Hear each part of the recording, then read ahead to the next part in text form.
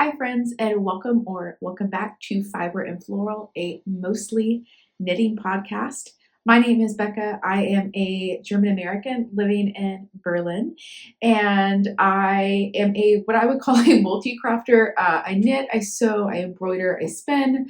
I usually say that if there's a craft, I have tried it, at least to some extent.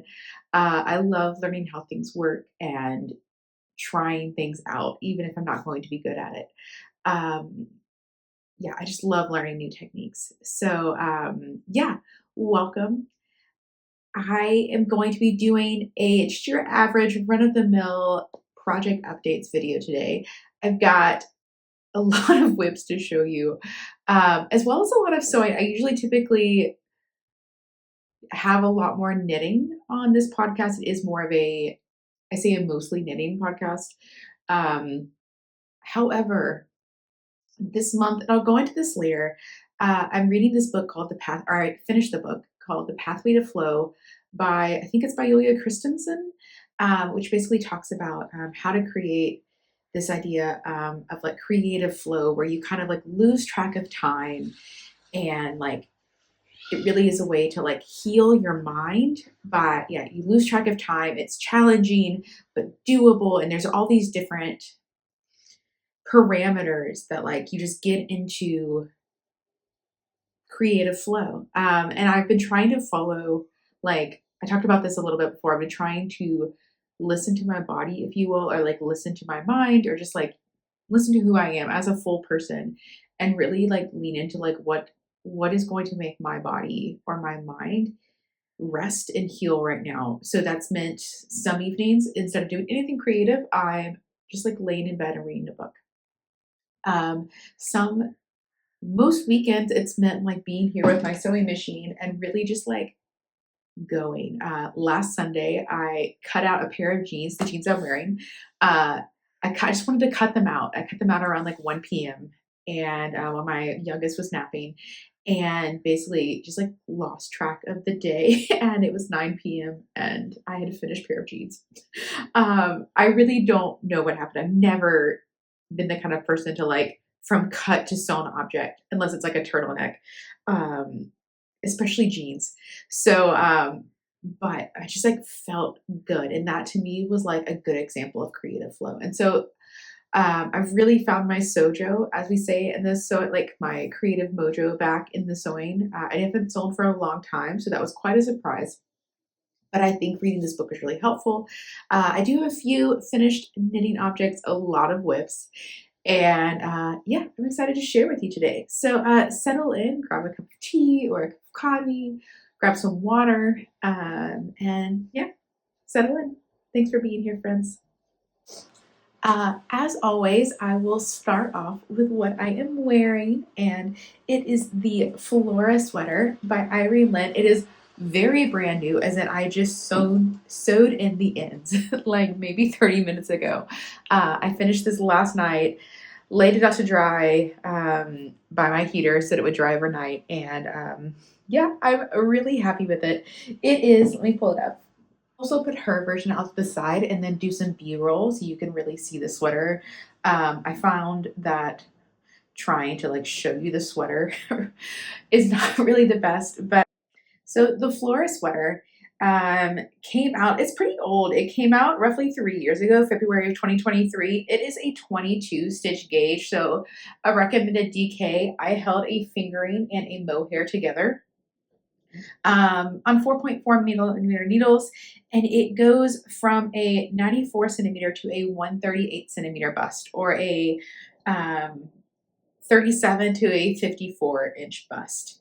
And what's also really interesting about the sweater is the ease is kind of, you can go, she recommends anything from 0 to 20 centimeters or 0 to 8 inches, which is honestly wild. Like 20 centimeters is what I consider like a very oversized sweater. But as you can see in mine, I definitely went with 0. Maybe it might be like 2 or 3. I haven't actually measured it, but a pretty fitted sweater. I knit a size 2, which if I had gone with the recommended size, it would have been like between a 3 and a 4. But I did try, and I started with a 3, but it all starts like the first 4 sizes are all the same. And I got to where I was casting like almost where I was casting out for the arms and was like, you know what, I'm gonna like this better with the size 2. And I'm right. I do think that raglans actually look better if they're more fitted. That is maybe just perhaps my like every single shoulder is different. Um, in the sewing world, fit is like a really big deal, and I feel like I've brought that into knitting. And for my shoulders, I feel like a fitted raglan looks better than a more oversized raglan. If for me, if I want an oversized look, I find that drop shoulders look better. But to each their own. Everybody is beautifully different. Um, yeah. So I ended up knitting the size 2, and it's really just a simple raglan with some tweaks. It's got your very simple raglan construction, only instead of like a folded collar or just a normal collar like you would see, it has this beautiful stitch work. It's just 14 rows of lace, and it has that also as well on the sleeves and on the hem. I will stand up to show you that. Really, really beautiful. And the way, I'll try to show you, the way that is not, maybe I'll show you here. The way that these scallops are formed is this little lace pattern. You do increases here where the holes are. Those are yarn overs. And then here you do decreases. And so that basically creates the that molds the fabric into the scallop shape. So you're not doing any short rows or anything to make the scallops. It's all part of the lace design, which is really, really nice. So yeah, you cast on, you do a tubular cast on for the collar, and then go in. What I really like is that the twisted rib from the collar extends into the twisted rib on the raglan. Those small little details. Unfortunately, I couldn't figure out how to do that here. I would have really had to plan ahead, which just isn't me really. But and counting is something I just don't enjoy doing. Call me a bad nerd, that's fine. But I really appreciated how it flowed here, and that's kind of where people are going to be looking anyways. So, and then yeah, you have your twisted rib, and other than that, just stockinette. The twisted rib does extend all the way down, adding this nice little shaping. And then instead of going on the cuff, you actually do a tubular cast on for the cuff separately, and then do a 3 needle bind off here, which is why you have this line here and not here. This is a pattern. The lace, to get this scallop, you have to do it from the bottom up. Which I didn't really mind. I actually found I thought I was going to hate it, but it was actually kind of nice after having this big project that I was lugging around to kind of just like bring a small cuff. The yarn is what really steals the show for this one.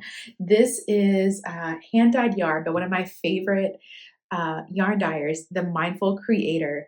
And this is her Wildflower. Wildflower 2.0. I also have her Wildflower 1.0 in sock.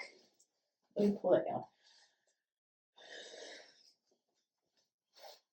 out.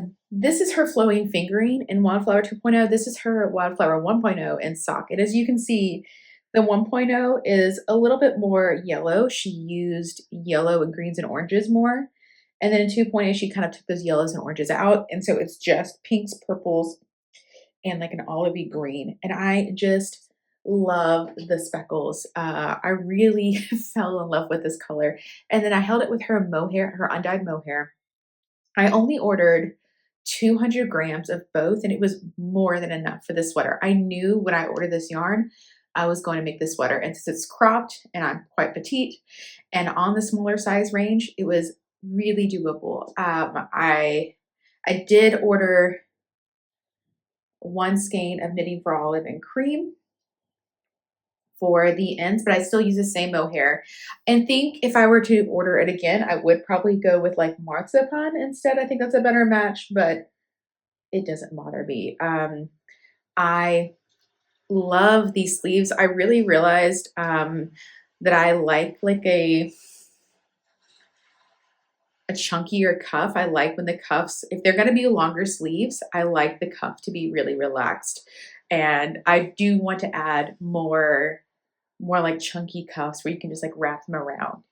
your hands. When I put these on the blocking mats last night, my sleeves were like way above bracelet length, and it did block down probably like 4 or 5. Is that inches or centimeters? Lord help me. Probably 4 or 5 inches actually. I'm quite pleased with how they turned out. If I'm like standing, it kind of hits like almost the top of my thumb. But when I'm like, I was already typing in my computer this morning, and when I bend my arms, it like really goes back to my wrists, so they're not in the way. So I think I actually really nailed this sleeve length for probably the first time in my life. Like this is actually the perfect length. And then the body as well is right where I wanted. I wanted it to where it kind of hits the top of my jeans. And then, yeah, I'm really happy. I actually went back and added about 2 or 3 centimeters to the body before I started the rib. And I'm so glad I did that. It is the perfect length. So in love with this. The yarn, I wish you could feel it. It's so incredibly soft. This is the first time I've ordered her flowing fingering or mohair, and I'm so impressed with it. It's so soft. Like, can you see that halo? Like, look at that. Oh, I love it. This has been such a dream project. I've had this yarn in my stash. I think we're running on the 2-year mark. Is that? No. I might have ordered it last year. It's either the 1 or 2 year mark that this has been in my stash, but I've had this plan for a really long time, and I'm so happy with it. So yeah, that's the sweater that I'm wearing. And then as my jeans are actually handmade, I sewed them. These are the jeans that I kind of went crazy and sewed them all in one day. Don't know if I'll ever do that again. But I had such a fun time. I've sewn 2 pair of pants. I'll show you the next one during my finished objects. And I just cut out a 3rd pair this morning. I am loving jean sewing right now. So let me tell you about these, and I'll do some B-roll so you can see how they fit, because it's just impossible to show you in this setup. These are the Worship Jeans by Daughter Judy Patterns. If you are a sewist, or if you sew at all, you've probably heard of this pattern. It is like the talked about pattern right now in the sewing world. A lot of my favorite sewists that I follow on Instagram love these jeans, and so I wanted to give them a try. I heard a lot about how good they fit just right out of the bat. I heard that they make your butt look great, which can confirm. It's actually on the website. Like, it's called like the Daughter Judy booty. Which yeah, I get it. And there's also a V that comes in at the front so that to give your stomach more room. Just very thoughtful details, and that really led me to pick. There's a lot of jeans patterns out there, but this one came well recommended by some people that I admire in the sewing community. So I did the View B, which is like a bootleg. I was hoping it was more of a wide leg, but I don't know if I would have tried the bootleg had I known. But now that I tried it, I really like it. I feel like bootleg just reminds me of like a country western, which isn't necessarily my vibe, but I do think they look really good on me and have changed my opinion. They are not tight, they are like loosely fitted through the thigh and then flare out at the knee.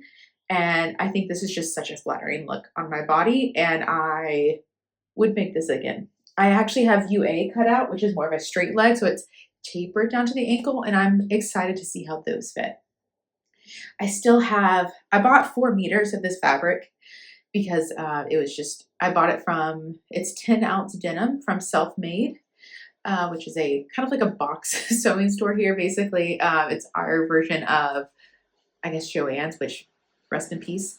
I bought 4 meters as well as like a bulk supply of like same sewing thread, everything, in hopes of making different jean patterns and kind of being able to compare them side by side, not like how I like the fabric or anything. This is my first foray into sewing jeans seriously, and I really wanted to not be distracted by fabric, but like, how does the same fabric fit on different patterns or different views of patterns and what do I like best. So I'm excited to try this out. I think I'm gonna do a wide leg hack later, and then I'm hoping to get a pair of shorts all out of this fabric. We will see. Fingers crossed. After making 2 pair, I have roughly 170 centimeters left. So we'll see. Really, really happy with how these fit. I've worn them to work almost every day this week, and they're so comfortable.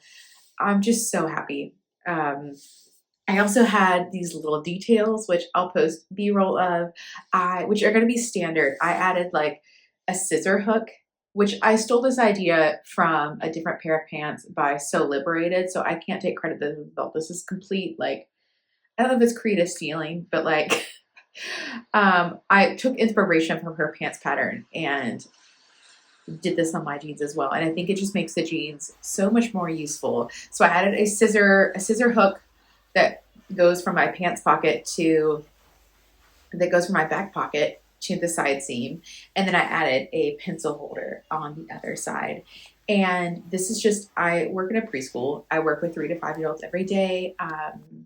And just having, like, when you have the adult scissors out and you're doing something, but then a kid needs you and you just quickly need to set them down. But then if you set them down, you know a 3-year-old's going to come and cut their bangs right in front of you, and then you're going to have to tell the mom. Yes, this is a story I have lived through. So it's nice to just have an anchor that I can throw them in so I know they're safe while I deal with the kid who's distracting me, or like always having a pen or a marker on me is helpful. And yes, I know you have back pockets, but I like having a special place for them. So just things that make my life better and are really quick to add. So yeah, very happy and very excited to like continue in my jeans journey, if you will. I hate that phrase, but my jeans journey. I'm having a great time, and yeah, would recommend. I didn't make any alterations other than like grading from my waist to my hip, and I graded from a 12 in the waist to a 10 in the hip, and that's really it. They fit so good. I don't think I would make any other changes going forward. So very happy. My next finished object is the Briar Shawl. This is a pattern by Thread and Yarn, or Lorna. If you follow her on YouTube, she is a fellow creator. Lovely, stunning work. She does a lot of natural dyeing. She has her own garden. I really admire her and find a lot of inspiration from her. So this is a scarf pattern that she made. It is intended for DK weight, also a 22 stitch gauge. But like I always say, when it comes to shawls, I find gauge and yarn to be kind of a suggestion and not a rule. Do what you want. And it features, you cast on here along the twisted rib edge. And then you just have a series of cables and like decorative stitches to really, the idea is like you're looking at an English countryside.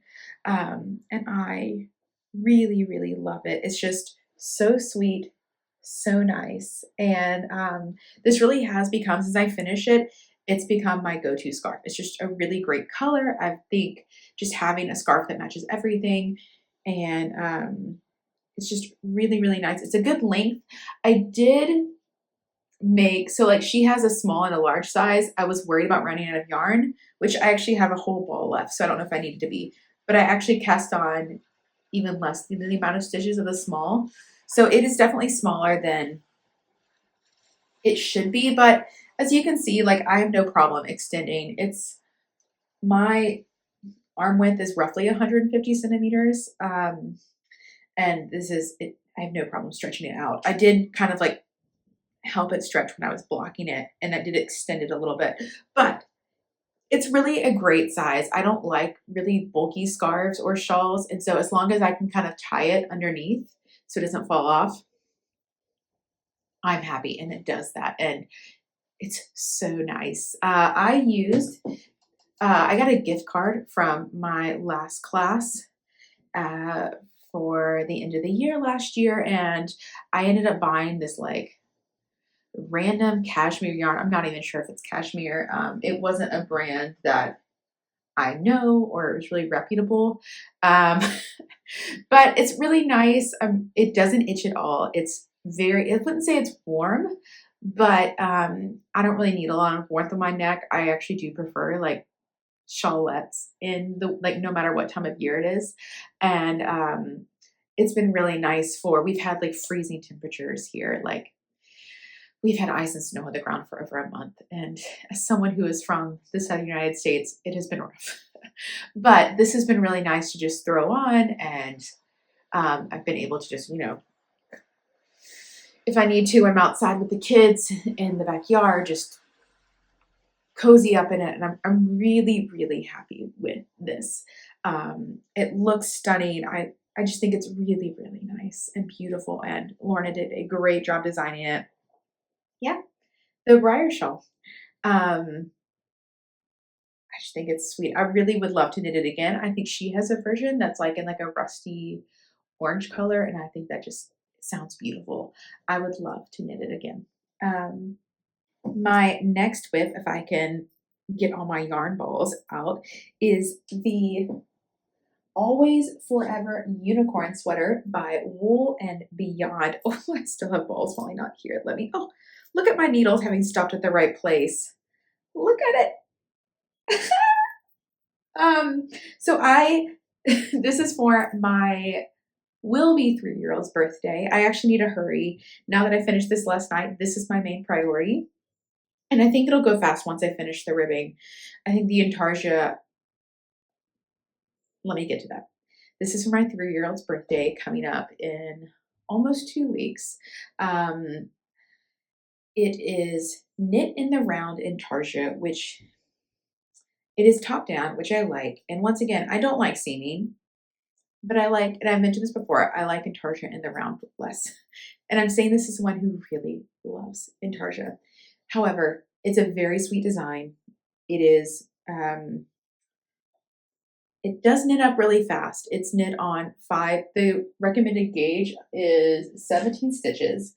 It has it's designed for a blown yarn like Snufnug. I am using Breeza by BC Garn, which was gifted to me. Occasionally BC Garn will give me some yarn, and this is their new blown yarn. Stunning. Like the stitch definition is just perfection. It's so good for this sweater.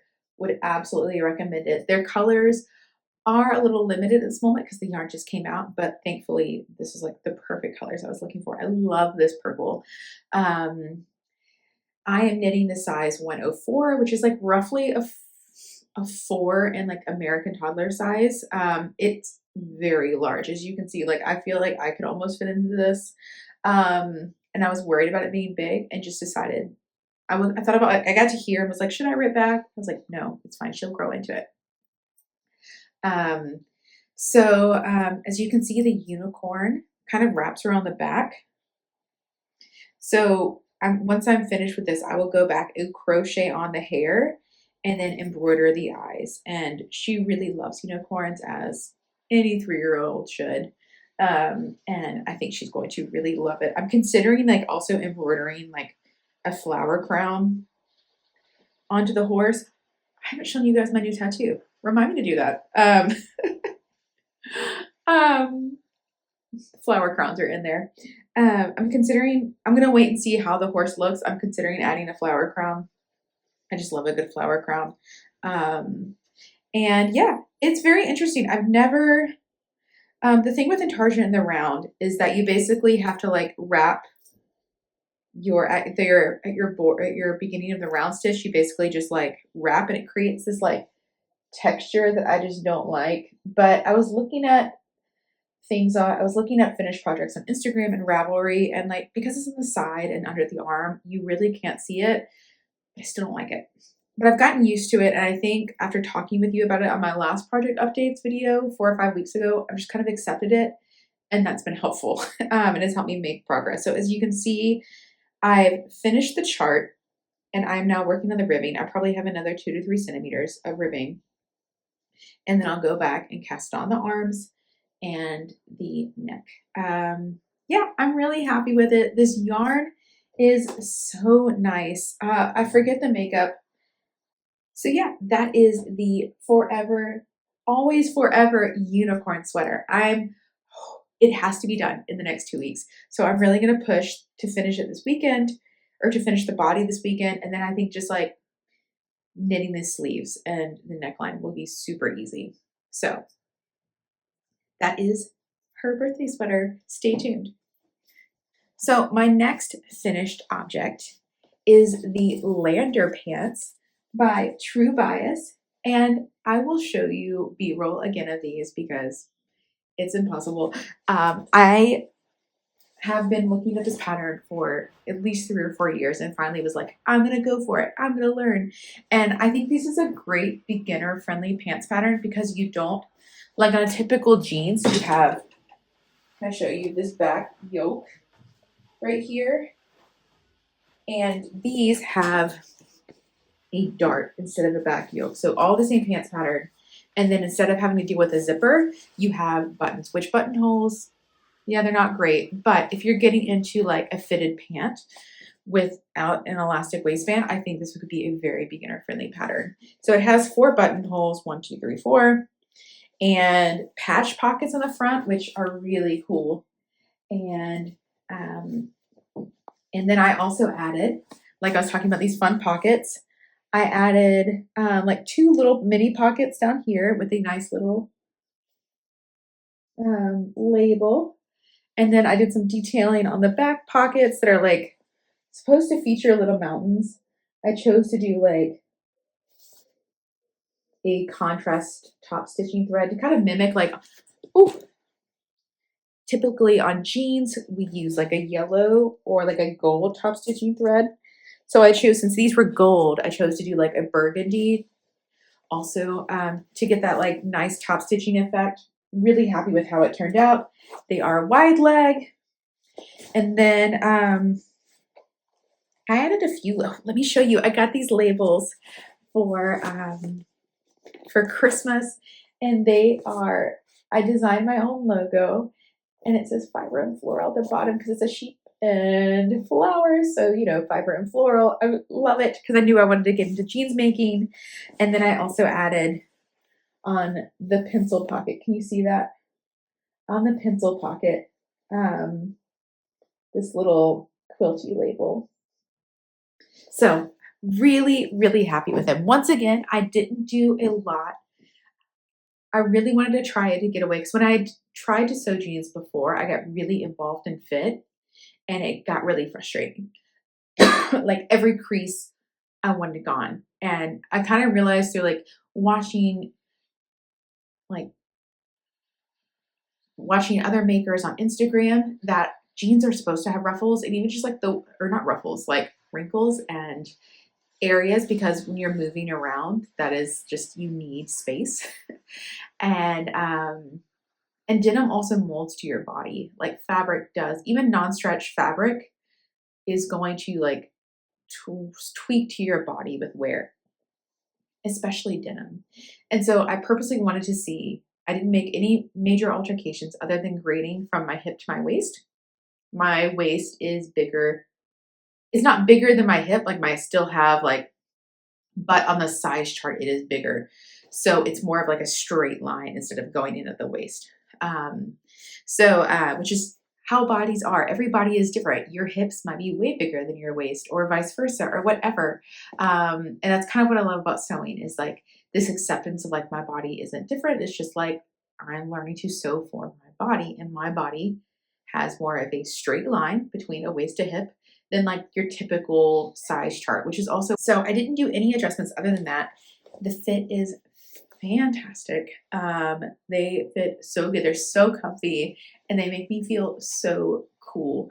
I feel like anytime I put them on, who's that teacher? Miss Frizzle from the Magic School Bus. That is who I feel like. And I mean, this is kind of is school bus yellow, so that makes sense. But I feel like anytime I sew an outfit and I walk around and I feel like Miss Fizzle, that is a good day. I think the pockets just make me feel so cool and so handy. And here's my another little scissor pocket Just love them. Made me so happy. So the Lander pants by True Bias. They also have a shorts view, which is what I'm hoping to sew soon. We're visiting my home. We're visiting the Southern United States to see my family for the first time in 2 years, and we're going to the beach, which after like 2 months of ice and snow will be so nice. So I'm hoping to sew a pair of shorts before then and a swimsuit. We'll see if that happens.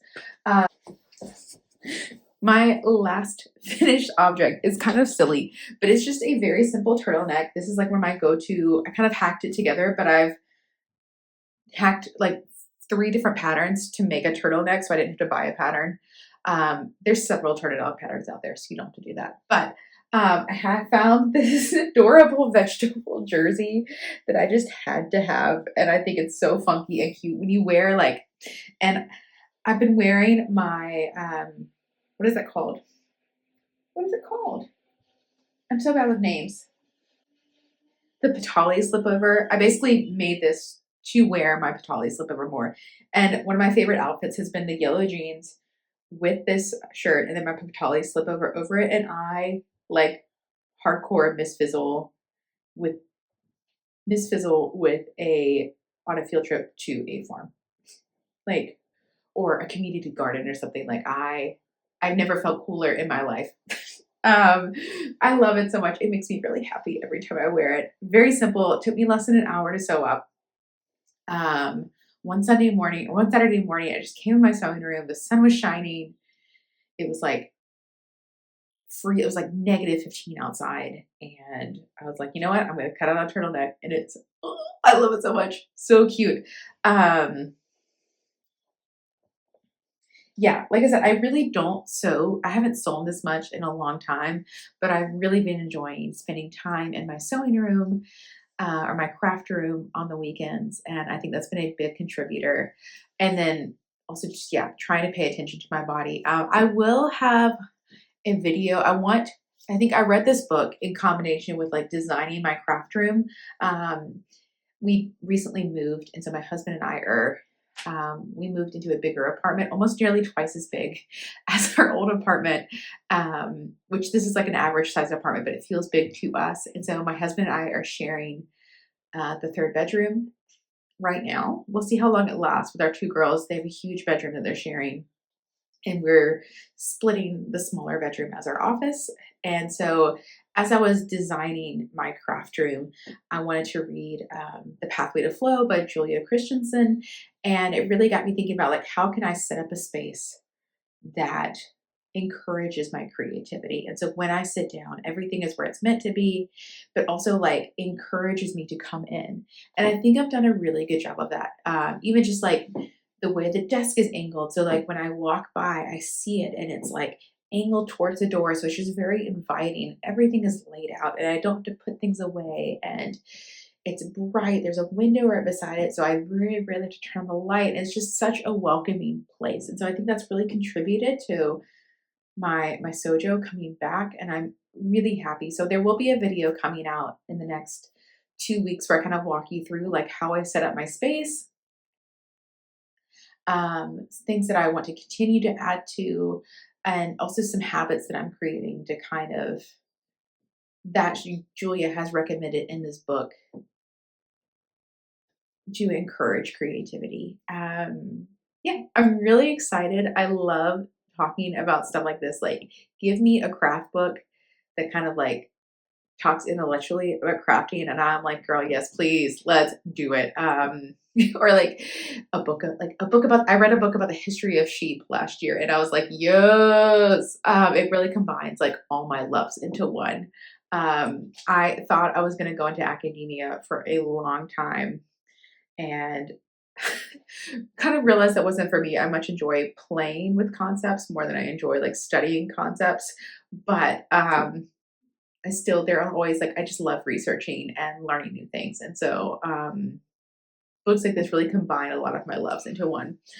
My next whip/finished object are the Pointelle socks by In Her Skein. And I finished one sock.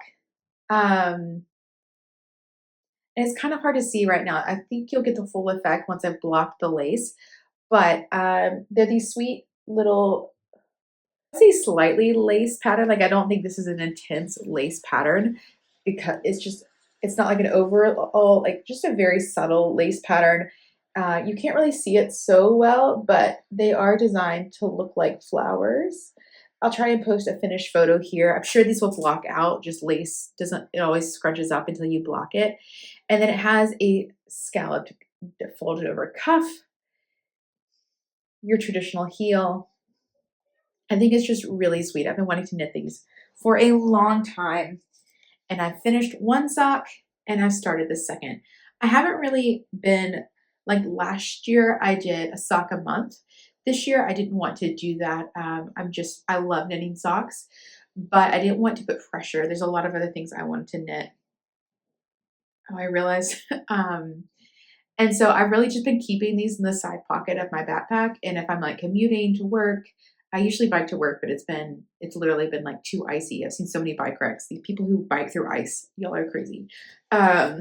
So I've just been pulling this out on the train and then like knitting for 15 minutes on the way to work or on the way home, or like if we're out somewhere and I just can pull out my needles for 5 minutes. So I really haven't been like, this is like extra knitting time that I'm getting that like people are scrolling on their phones or whatever. I've just been pulling out these. So it has taken me a little longer than normal socks, but I'm happy with that. I'm not in a rush. I don't really need more socks. It's just I enjoy knitting them. And so, yeah, this is the Pointelle sock. This is a yak sock yarn from Stardust Spinnery, which is out of Aargau, Germany. Beautiful green color. I'm just obsessed with. I want everything I knit to be with this color from now on. I just love it. And it's so soft. Yak is like a very similar softness of cashmere. So I believe it's only 10% yak, maybe 15, but it's so nice and luxurious and I'm really happy with them. Really excited to wear them, but I'm taking it slowly. The Pointelle socks by In Her Skein. I love her. She's great. Everyone should go and knit something by her. She's so cool. I love her style. Yeah, that's all I'm going to say.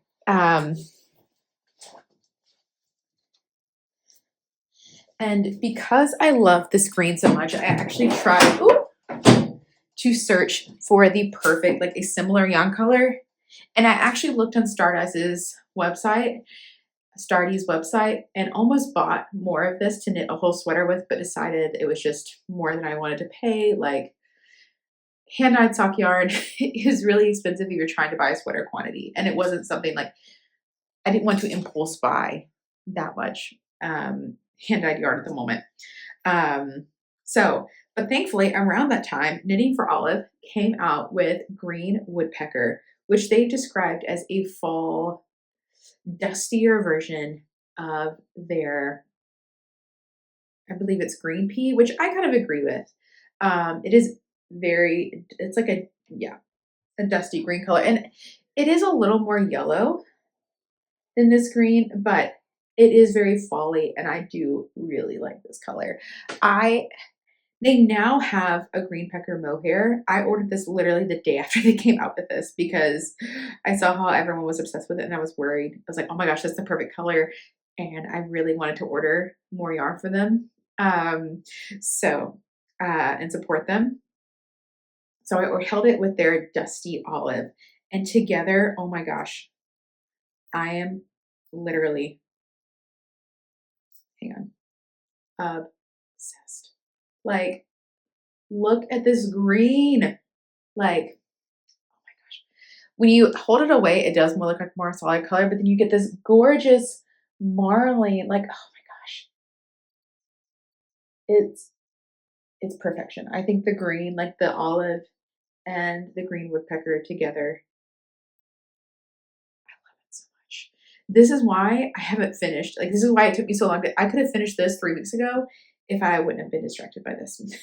I've just been really craving stockinette. Like when I'm knitting, I don't want to think. And it's been so fun to just take this. I took this to a birthday party last weekend, like at an indoor playground. And it was just like carrying this around in my back pocket. It was a little ridiculous. Parents were looking at me like I was ridiculous. But So easy to knit and just really stunning. I mean, I know at this point it's like knitting for all of yarn. Come on, everyone's heard this, but I only have one sweater and knitting for all of yarn. And so that was one of my goals this year as well, is to just knit more because I love them and I love what they stand for and I just love what they are as a family company. So I am knitting their Karl Johan sweater, which I talked about a little bit on my Winter Make 9. It is a top-down contiguous sweater. And so that just means it has those like little like lines, I guess, at the shoulder. And then the increases are kind of like done, like if you look at from the side or from the shoulder, it kind of comes across the shoulder. And then once you get to the arm, it goes out. So I am at the part where let me show you. I've done the shoulder increases. They're very rapid. Like the increases are every single row. And then once you get to the shoulder, or once you get to like kind of like right here on your shoulder, you start the raglan increases for the sleeves. You can kind of see it kind of forms like an upside down Y there. I think they fit really well. I have one other contiguous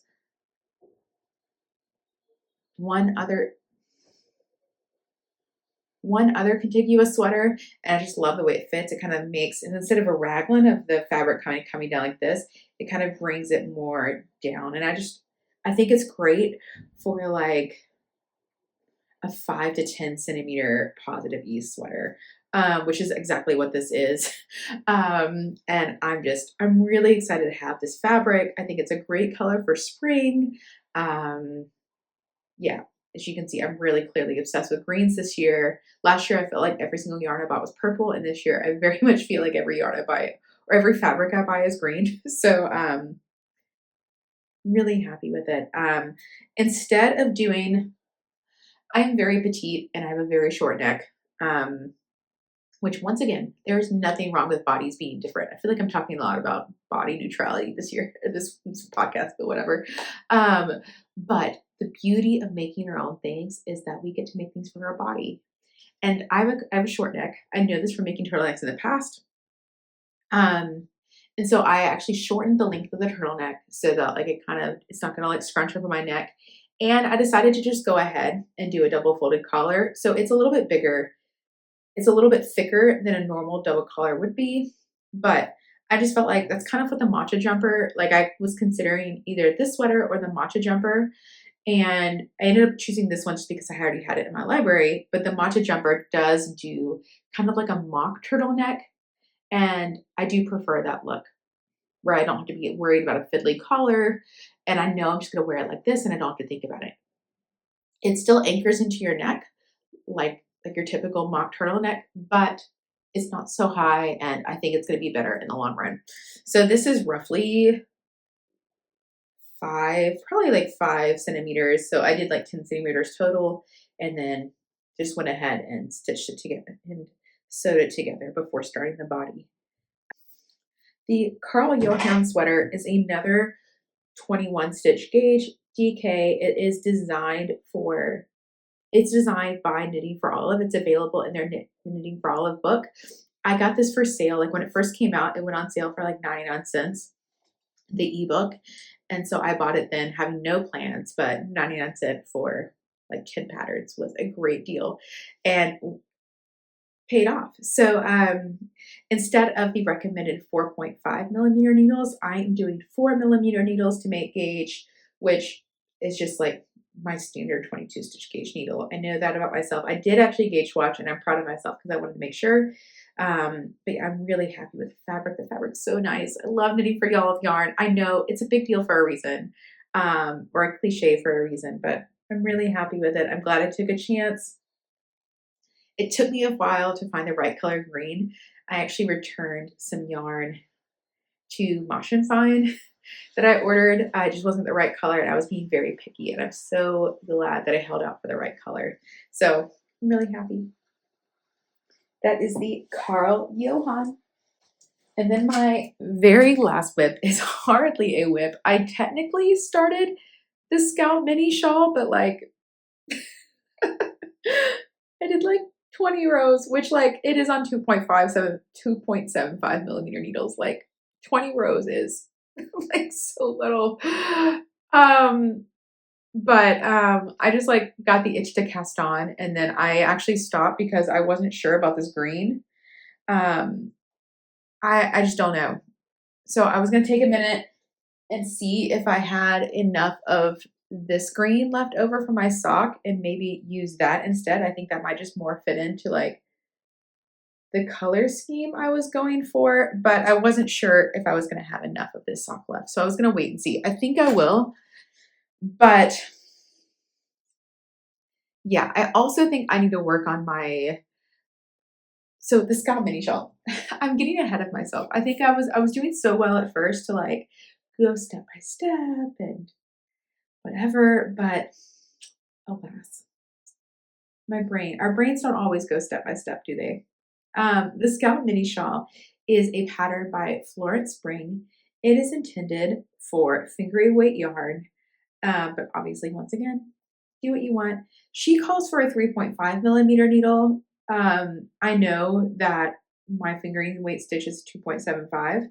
And I know that most people, she probably went up a needle size because most people with color work have a tighter gauge and I do not. So I chose to stick to a 2.75. That is like my ideal fingering weight shawl needle size.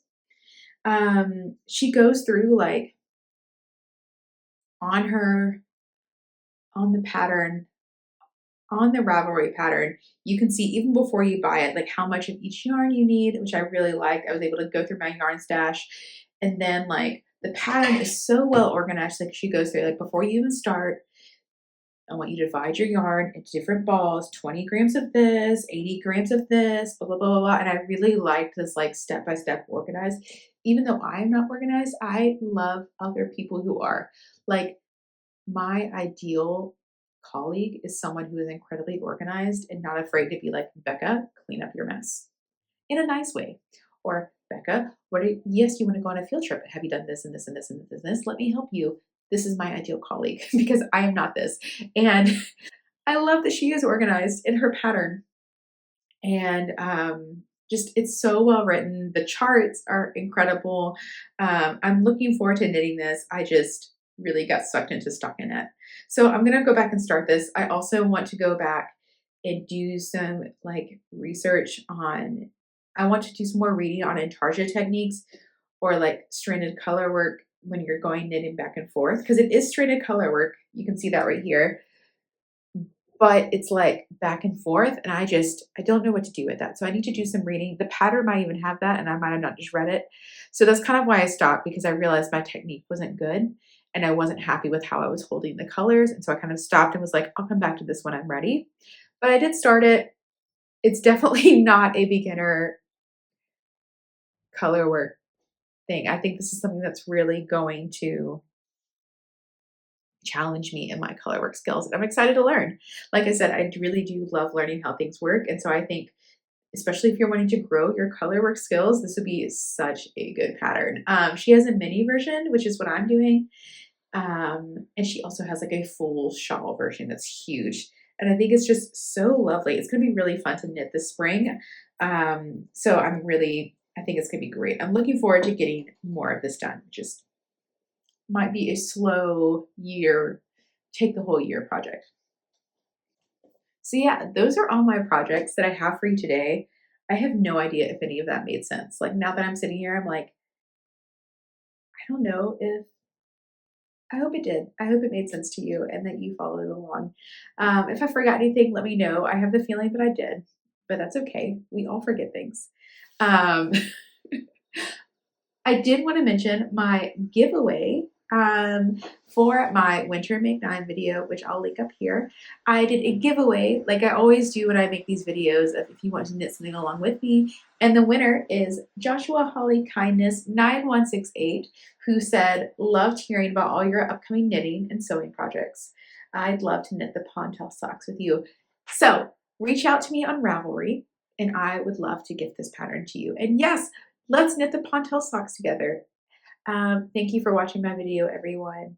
And even if you didn't win the giveaway, please, I would love if you joined in with me knitting the Pointelle or the Karl Johan. I was really surprised. What I really love seeing about these videos is like what the main, like what are the trends that people are really loving. And so like I think I had like out of like the 30 or 40 comments that were there, probably 20 of them mentioned the wool and honey sweater by Andrea Mowry, which shocked me honestly. Because also it's such an old pattern.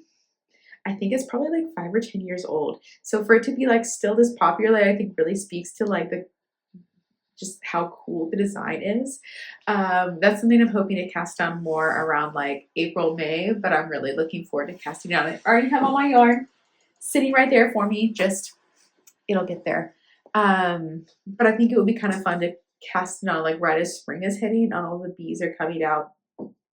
My friend, we have dear friends who live close by who are beekeepers and always give us honey because their bees kind of they hibernate over the winter and then like finally around like late May he gets his first honey for the year. And so I'm kind of hoping around that same time that he starts bringing us his honey that I kind of cast on that sweater. So I'm really looking forward to, but it was really interesting to see how many of you mentioned that sweater. But that's all I have for you today, friends. If you haven't subscribed yet, I would love if you did that. I have some really exciting videos coming up with like how I'm designing my sewing space according to this book by Yulia Christensen. I'm also going to be doing a video on all the knitting books I own soon. So stick around. Thank you for being here. And yeah, thanks for the gift of your attention as always. Bye, Fiber friends. Happy knitting.